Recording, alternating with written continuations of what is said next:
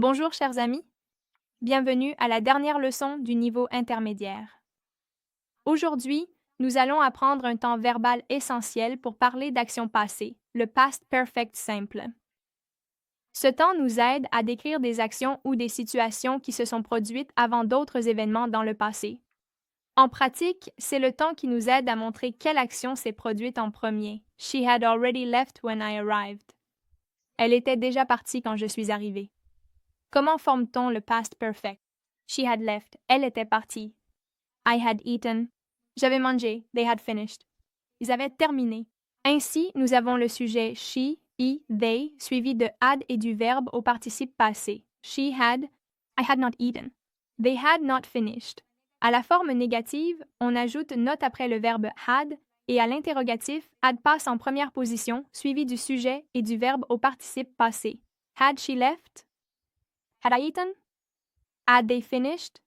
Pour reconnaître plus facilement le past perfect simple, il existe certaines expressions de temps qui indiquent qu'une action s'est produite avant une autre dans le passé.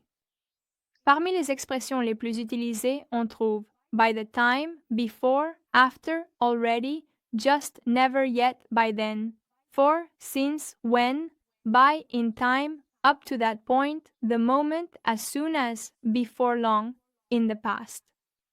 Quand utilise-t-on le past perfect simple? Pour montrer laquelle des deux actions passées s'est produite en premier, she had left when I arrived. Elle était partie quand je suis arrivée. They had finished the project before the deadline. Ils avaient terminé le projet avant l'échéance. Pour parler d'une action achevée avant un moment précis dans le passé, on utilise le past perfect simple.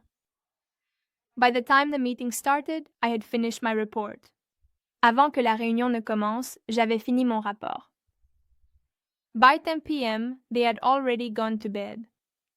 Avant 22 heures, ils s'étaient déjà couchés.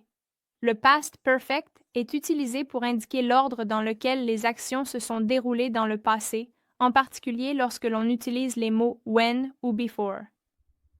She had already eaten when I called her. Elle avait déjà mangé quand je l'ai appelée. Before we arrived, they had cleaned the house. Avant que nous arrivions, ils avaient déjà nettoyé la maison. C'est tout pour la leçon d'aujourd'hui. N'oublie pas de suivre la leçon complète sur AIS School.